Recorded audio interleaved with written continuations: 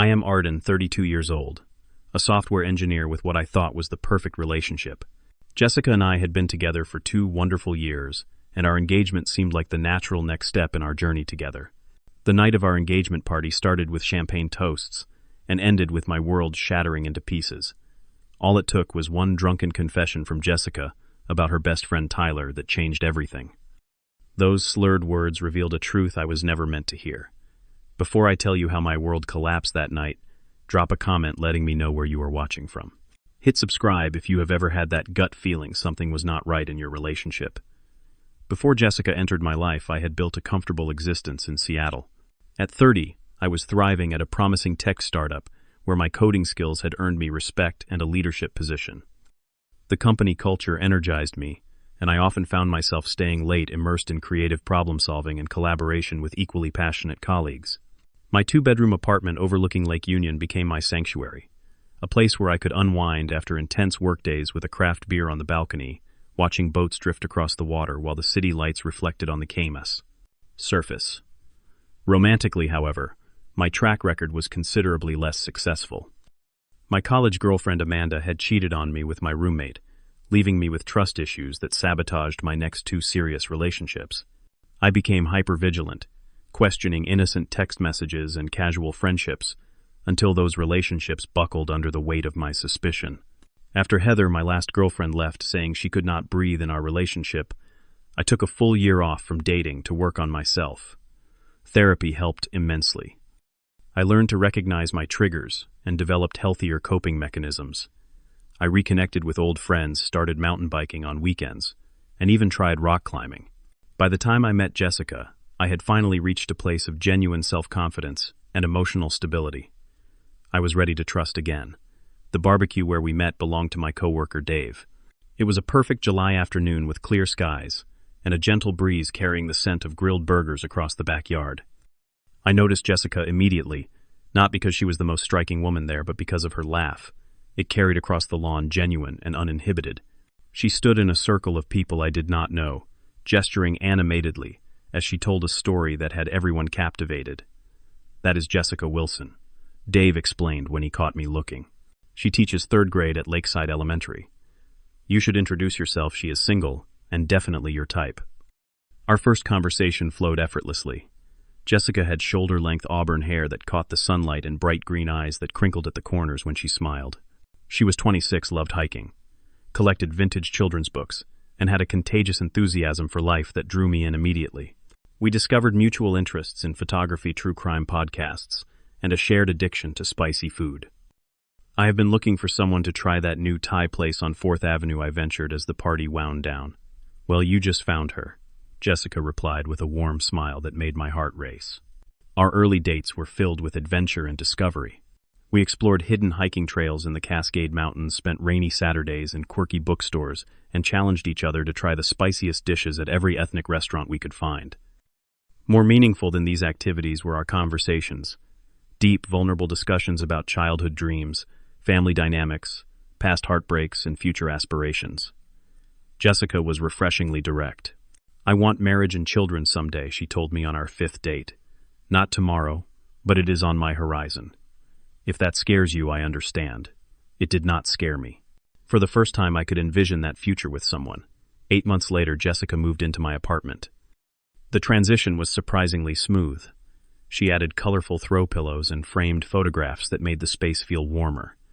We established routines that respected our individual needs while building our life together. I gave her space when she needed to prepare lesson plans. She understood when work deadlines required my full attention.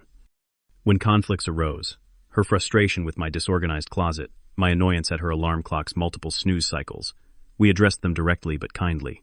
These small negotiations strengthened our relationship, convincing me we could navigate whatever challenges life presented. Meeting Jessica's family during Thanksgiving reinforced my certainty about our relationship. Her parents welcomed me warmly, and her younger sister Grace immediately treated me like family. When my parents visited from Portland in December, they were equally charmed by Jessica's genuine nature and the obvious happiness she brought to my life. "She is a keeper," my mother whispered, as we washed dishes together after dinner. The only complication emerged 6 months into our relationship, when Jessica introduced me to Tyler Hansen, her best friend since college. Tyler was tall, conventionally handsome, and exuded the confidence of someone who navigated life with ease. As a successful corporate lawyer at one of Seattle's prestigious firms, he had the polished appearance and articulate manner that commanded attention in any room. Tyler and I have been through everything together, Jessica explained before their arrival at our dinner party. He is like a brother to me. But something about their interaction felt far from sibling-like. The casual touches the inside, jokes the way her eyes sought his approval. It all triggered a familiar uneasiness in me. When Tyler mentioned their tradition of monthly dinner dates, I felt a twinge of discomfort that I immediately tried to suppress. Was this my old insecurity resurfacing or legitimate concern? Have you and Tyler ever been? More than friends, I asked Jessica later that night. God, no, she laughed. We are completely platonic. Always have been. He dates these gorgeous model types anyway. I am so not his league. I chose to believe her, silencing my inner doubts. In the months that followed, I made efforts to develop my own friendship with Tyler. We occasionally met for drinks when Jessica had evening school events, and I invited him to join our hiking group. He was unfailingly friendly and seemed genuinely supportive of our relationship, offering advice on anniversary gifts for Jessica and sharing stories from their college days that painted a picture of their innocent friendship. After 18 months together, I knew Jessica was the woman I wanted to marry. I planned the proposal meticulously, a sunrise hike to our favorite viewpoint at Mount Rainier National Park, followed by a champagne breakfast. When I knelt on one knee with the vintage-inspired emerald ring we had casually admired in an antique shop months earlier, tears filled her eyes. Yes, she whispered, before I even finished asking. 1,000 times yes. The following weeks were a whirlwind of excitement. Jessica created detailed wedding planning spreadsheets, we toured potential venues, and our families began coordinating travel plans for the following summer. I had never seen her so animated, so focused on creating the perfect celebration of our love. Yet subtle changes emerged in her behavior.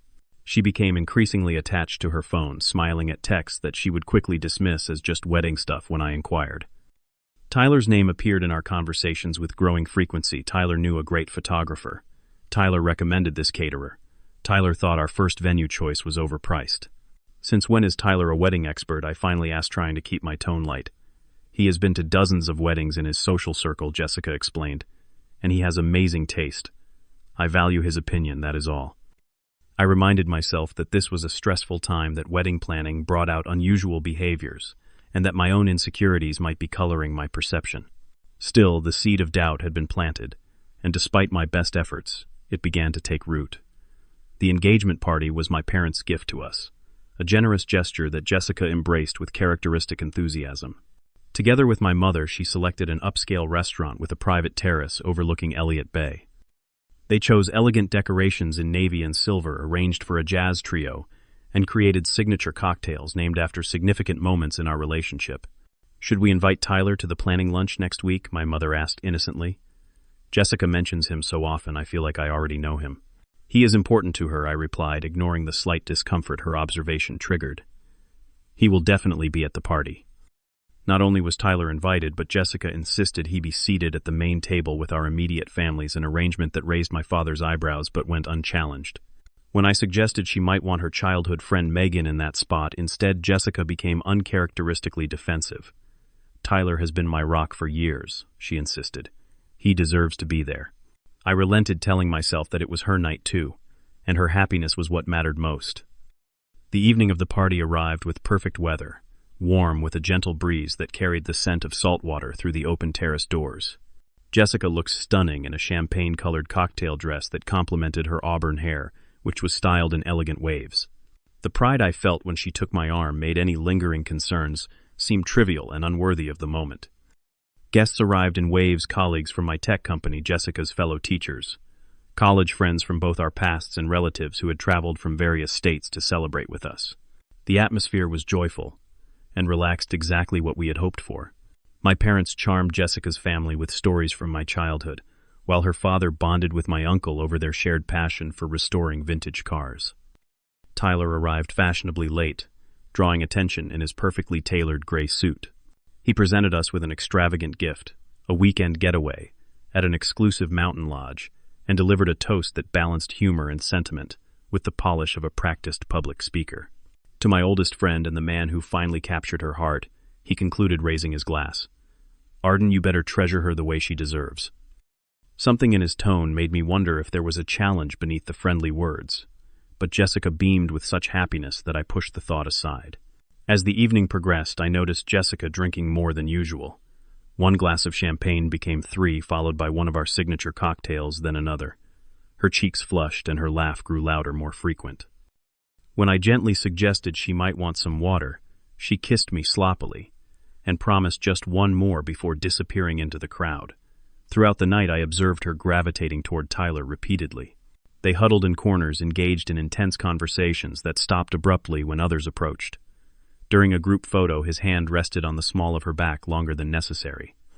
When the jazz trio played a slow number, they shared a dance that seemed charged with an intimacy that made my stomach tighten. "They certainly have chemistry," my cousin Adam remarked, following my gaze. "Just friends, huh? They have known each other forever," I replied defensively, though the comment bothered me more than I wanted to admit. After the formal toasts and dinner service, guests mingled and danced while servers circulated with desserts and coffee. Jessica had disappeared again, and after checking the ladies' room and the main dining area, I headed toward the terrace for some fresh air and to continue my search. The terrace was dimly lit with string lights that created pools of golden illumination against the darkening sky. In one shadowed corner, I spotted Jessica and Tyler in what appeared to be an intense conversation. I was about to call out when Jessica's words stopped me cold. "I still cannot believe someone like you is even friends with me." She was saying her words slightly slurred but painfully clear in the evening air. "You are so out of my league. If you had ever shown interest, you know I would have." God, Tyler, why did not you ever see me that way? I froze, blood rushing in my ears, as Tyler shifted uncomfortably. "Jess, you are drunk," he said, glancing around nervously, "and engaged. This is not the time, do not. You think I know that." Her laugh held no humor.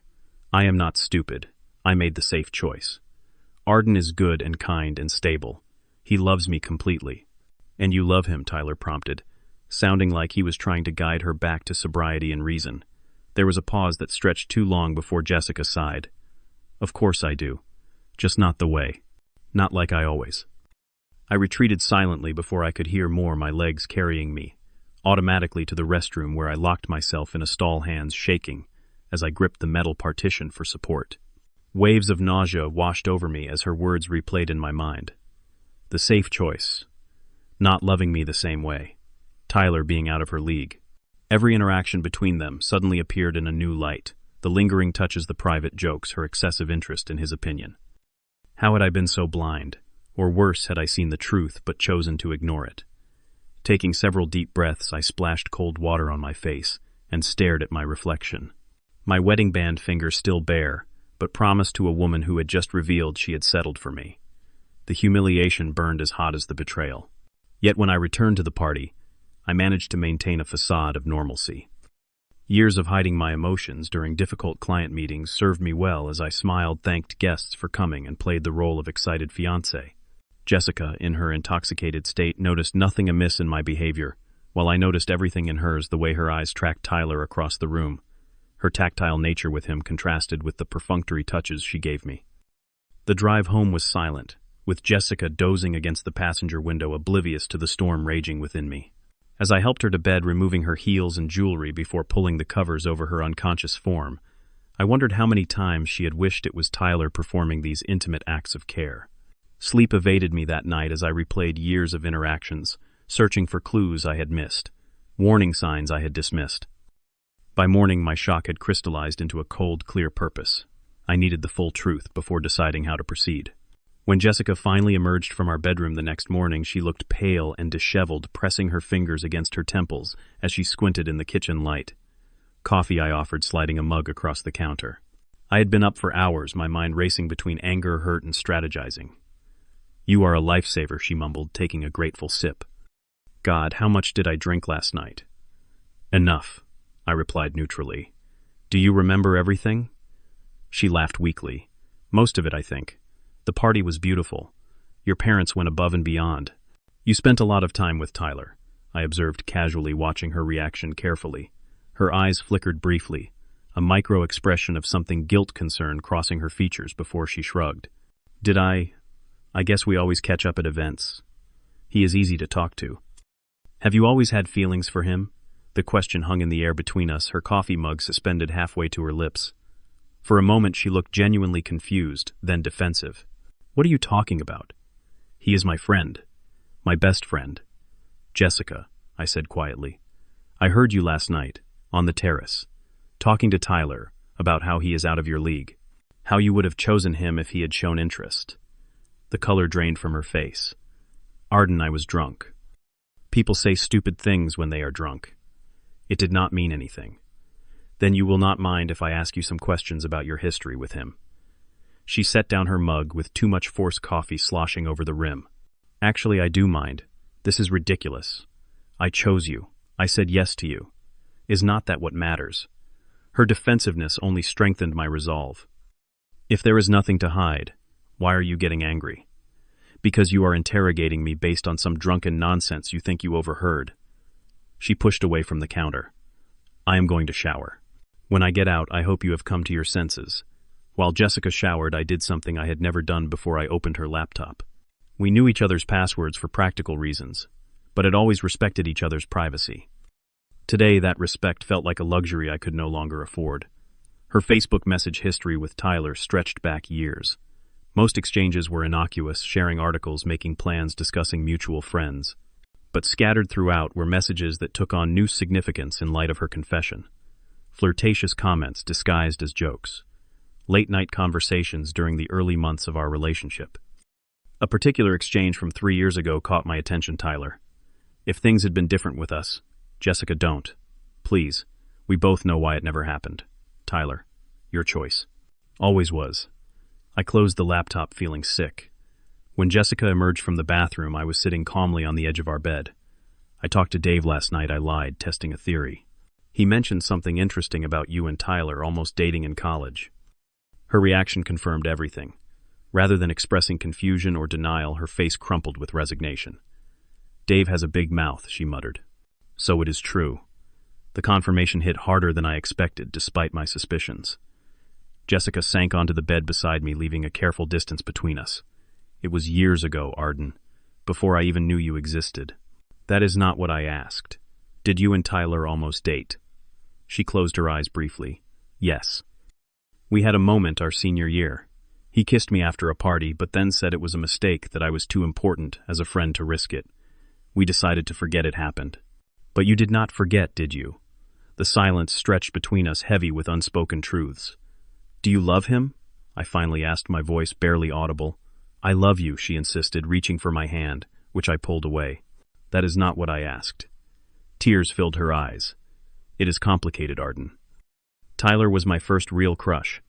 Those feelings got tangled up in our friendship, but I chose you. I want a life with you. Because he did not want you, I said flatly.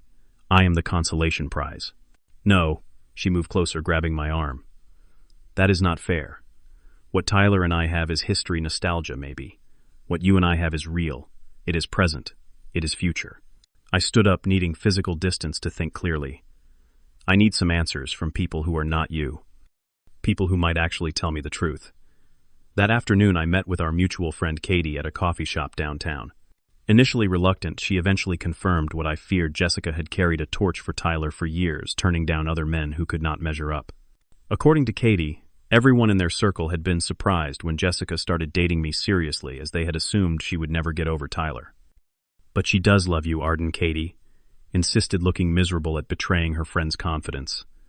I have seen how she is with you versus how she was with other guys. There is a difference. Just not the difference I thought, I replied bitterly. Through social media, I discovered photos of Jessica and Tyler from before I knew her. The way she looked at him was unmistakable. It was a look of pure adoration, one I had thought was reserved for me alone. In some images, his arm draped casually around her shoulders, while she nestled against him, fitting perfectly into his side. That evening, as Jessica prepared dinner in nervous silence, my phone rang with Tyler's name on the screen. I stepped onto the balcony to take the call. Arden, we need to talk, he began without preamble. Jessica called me. She is upset. Interesting that she called you first, I remarked coldly. He sighed heavily. Look, I know what you overheard and I know how it sounds. But you need to understand. Actually, I do not need to understand anything from you, I interrupted. Except perhaps why you have been hanging around my fiancée knowing she has feelings for you. It is not like that, Tyler insisted. Jessica and I have a complicated history, but I never encouraged. You never discouraged it either, I countered. All those dinner dates, all those private conversations, the constant texting. You enjoyed keeping her on the hook. The momentary silence told me I had hit close to the truth. That is not fair, he finally said, his voice defensive. I value Jessica's friendship. I never intended save it, I cut him off. Your intentions do not matter now. The damage is done.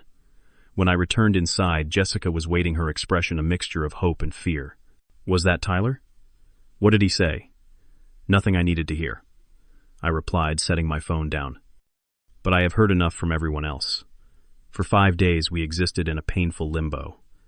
I moved to the spare bedroom, throwing myself into work to avoid confrontation.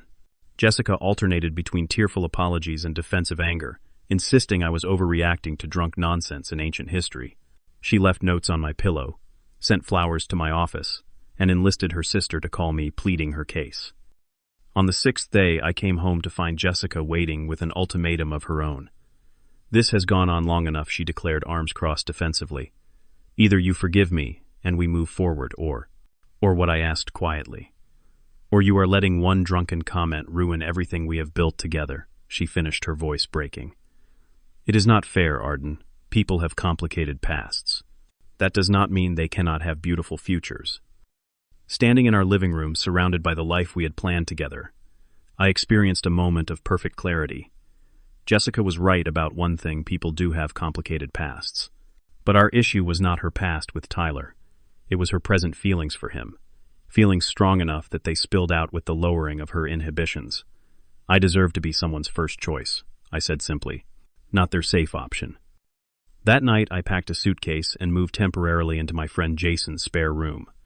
The physical distance provided mental clarity, allowing me to consult a therapist who specialized in relationship trauma. Dr. Lenora Carter listened without judgment as I poured out the entire story. It sounds like you already know what you need to do, she observed after our second session. The question is whether you have the courage to do it. She was right. Despite the pain and uncertainty, I knew I could never go back to Jessica with the same trust and openness we once shared. The foundation had cracked, revealing a relationship built partly on her settling for second best. A reality I could not unknow or accept. 2 weeks after moving out, I asked Jessica to meet me at a quiet coffee shop in a neighborhood neither of us frequented. I arrived early, selecting a corner table that offered privacy without isolation. When she walked in, the sight of her hit me with unexpected force. She looked tired, her usually vibrant presence dimmed by stress and lack of sleep. For a moment, I questioned my resolve. Thank you for coming, I began, as she sat down, coffee untouched between us. I needed to do this in person. Do what she asked, though her eyes suggested she already knew. I reached into my pocket and placed the emerald engagement ring on the table between us. I cannot marry you, Jessica. Though clearly anticipated, the words still caused her to flinch. Arden, please. We can work through this. People overcome bigger problems than this all the time. This is not just about Tyler. I explained, my voice steady despite the ache in my chest. It is about what I learned about our relationship, about how you see me, how I see you. I see you as the man I want to spend my life with. I shook my head slowly. You see me as the safe choice, the sure thing. The man who loves you completely while you keep a piece of your heart reserved for someone else. That is not true, she protested, tears spilling onto her cheeks. What I said that night was stupid, meaningless. No, it was not. It was truth spoken without filters. The kind of truth that only comes out when our guards are down. I leaned forward, meeting her eyes directly. I deserve someone who chooses me completely, Jessica. And you deserve to be with someone you do not have to settle for. I am not settling. Her voice rose, drawing momentary glances from nearby tables. I love you. Just not the way you love him. I finished gently. Or wish you could. Her silence was more confirming than any protest could have been. We sat there, the finality of the moment settling between us like an invisible wall. What about the wedding? She finally asked, her voice small. Everything is already booked. People have made travel arrangements. I will handle the cancellations, I assured her. Your parents already know I called your dad yesterday. Fresh tears welled up. You told my father before me I needed his advice on handling the financial aspects respectfully, I explained. He was very understanding. Of course he was, she said bitterly.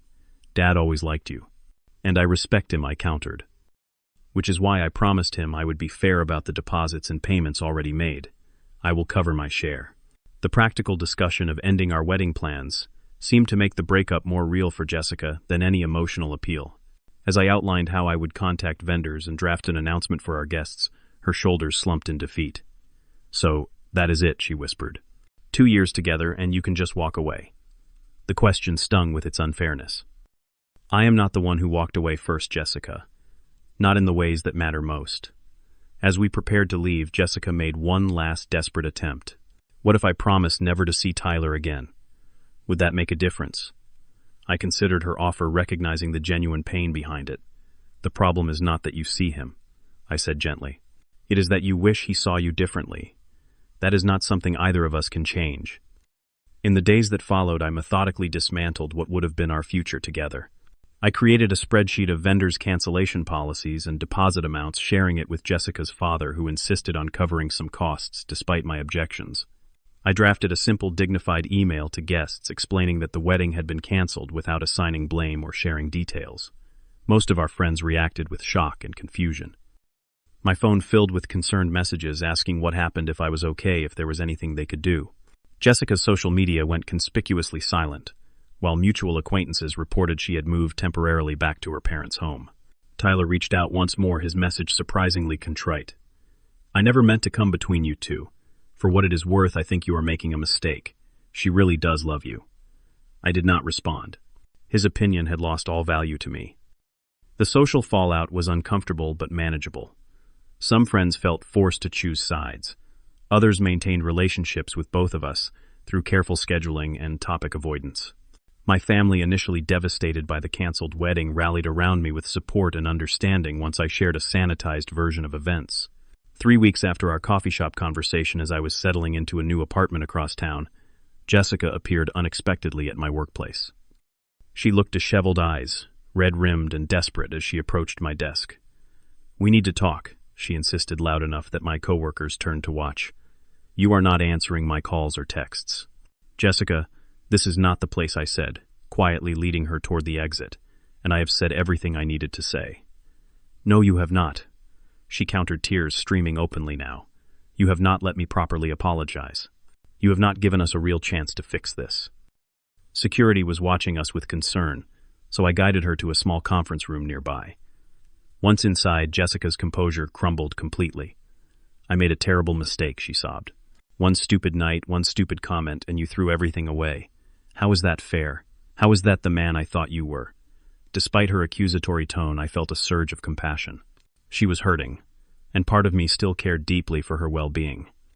Sometimes we do not realize the truth until it is spoken aloud, I said gently. You did not create those feelings that night, Jessica. You only revealed them. But I chose you, she insisted, gripping my arm. Every day I chose you. With part of yourself I acknowledged, but not with all of you, and that is what I need, what everyone deserves in marriage. Several colleagues had gathered outside the glass-walled room, their concerned faces, reminding me that this private drama had become embarrassingly public. Jessica noticed them too, and seemed to deflate the fight, leaving her all at once. I really do love you, she whispered, her final plea. I know, I replied softly. Just not enough. I escorted her to the lobby, where I called her a rideshare, ensuring she had a safe way home. As the car pulled away, I felt the weight of finality settle over me, a mixture of grief for what was lost and relief that I had found the strength to choose my own worth over the comfort of compromise. The first month after ending my engagement was physically and emotionally exhausting. I threw myself into establishing my new living space, choosing furniture and decor that reflected my personal taste rather than the compromises Jessica and I had made. My appetite disappeared, leading to weight loss that prompted concerned comments from coworkers. Sleep became elusive, my mind replaying memories and conversations in endless loops during the quiet hours of night. Grief does not just apply to death. Dr. Carter reminded me during our weekly sessions. You are mourning the future you thought you would have. That takes time. My support system proved invaluable during this period. Jason checked on me daily, ensuring I was eating properly and getting out of the apartment. My sister flew in from Chicago for a long weekend, helping me organize my new place while providing the unique comfort that comes from family who knew me before Jessica entered my life. My parents, though, disappointed about the canceled wedding, expressed pride in my decision to value myself. "It takes courage to walk away from something that is almost right," my father said during one of our Sunday calls. "Many people settle for almost right their entire lives." Physical activity became my salvation. I joined a rock climbing gym, where the intensity of the sport required total concentration, giving my mind respite from endless rumination. On weekends, I hiked alone in the mountains, the physical exertion and natural beauty gradually restoring my sense of peace. 6 weeks after the breakup, I learned through mutual friends that Jessica and Tyler had briefly attempted dating. The news caused a surprising lack of pain, more confirmation that my decision had been correct than a fresh wound. According to Katie, their romantic relationship imploded within 3 weeks, the weight of history and guilt proving too heavy for the fragile connection that remained. "They are not even speaking now," she told me over lunch. Tyler said it felt wrong on every level, and Jessica accused him of using her vulnerability after your breakup. I nodded, feeling neither satisfaction nor sorrow at their failed attempt. Some relationships work better as fantasies than realities. By the 4-month mark, I had established a new normal. Work provided positive focus as I led a challenging project developing security protocols for a major client. My apartment had become a comfortable sanctuary reflecting my preferences: minimalist furniture, a top-of-the-line coffee station, and large windows that welcomed morning light. I maintained friendships that energized rather than drained me, and rediscovered old interests like guitar playing and astronomy that had fallen away during my relationship. When Jessica texted asking to meet for closure, I agreed with some trepidation. We met at a small park near my office, sitting on a bench overlooking a pond, where ducks paddled lazily in the afternoon. "Sunday, you look good," she said after an awkward greeting. "Happy. I am getting there," I replied honestly. "How about you?" She smiled sadly, learning some hard lessons.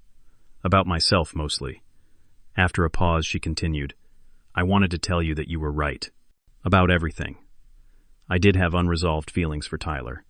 I did see you as the safer choice." Her candor surprised me. What changed? Actually dating him, she laughed without humor. Turns out the Tyler in my head was nothing like the real one. We were terrible together. All those years of fantasy collapsed in about 20 days of reality. "I am sorry it was painful," I said, meaning it. Jessica shook her head. "Do not be. I needed that lesson. We want what we cannot have until we can have it. Then we realize what we actually needed was something else entirely." She looked at me directly. "What I needed was someone who loved me the way you did." The past tense hung between us, acknowledgement of a chapter permanently closed. "I hope you find that," I said gently. "I hope I become worthy of it first," she replied, wisdom, replacing the defensiveness that had characterized our last interactions. "For what it is worth, I am truly sorry. Not just for what I said that night, but for not appreciating what was right in front of me." We parted with a brief hug that felt like true goodbye, not just to each other, but to the versions of ourselves that had been together. The following week, I had dinner with a woman named Sophia, whom I had met at a friend's gallery opening. Our conversation flowed easily, her intelligence and quick wit drawing me out of my usual reserve. When she mentioned her passion for astrophotography, I found myself genuinely excited to share my recent interest in astronomy. "Would you like to see Jupiter's moons through my telescope sometime?" I asked as we finished dessert. "They are surprisingly visible, even with city light pollution." "I would love that," she replied, with a warm smile that reached her eyes. As I drove home that night, I realized I had not once compared Sophia to Jessica or questioned her potential interest in other men. The freedom from that anxiety felt like shedding a heavy coat I had not realized I was still carrying. A year after ending my engagement, I stood on Mount Rainier at the same viewpoint where I had proposed to Jessica. This time I was alone by choice, marking the anniversary, not with sadness but with recognition of my growth. The spectacular view of valleys and distant peaks reminded me that pain often precedes the most breathtaking vistas in life. Looking back, I could now see that discovering Jessica's true feelings was not the tragedy it had first appeared, but a painful gift that prevented a lifetime of uncertainty and second-place status. By walking away from a relationship where I was not truly chosen, I had affirmed my own worth and opened the door to authentic connection, whether with someone else or simply with myself. The most valuable lesson came not from Jessica's betrayal, but from my response to it. I had found the courage to acknowledge an uncomfortable truth and act on it despite the easier path of denial. In choosing my self-respect over the comfort of an imperfect relationship, I had discovered a strength I did not know I possessed. As I stood on that mountain, I realized that true love is not about being someone's safe harbor in the absence of their preferred destination. It is about being chosen wholly without reservation or comparison. We all deserve that kind of love, both from others and from ourselves. Has someone ever made you feel like a second choice? Share your story in the comments below. If this resonated with you, please hit like and subscribe to hear more stories about choosing your own worth. Remember, sometimes the bravest thing you can do is walk away from something that is almost right to make space for what is truly meant for you. Thank you for listening, and may you always have the courage to choose your own happiness.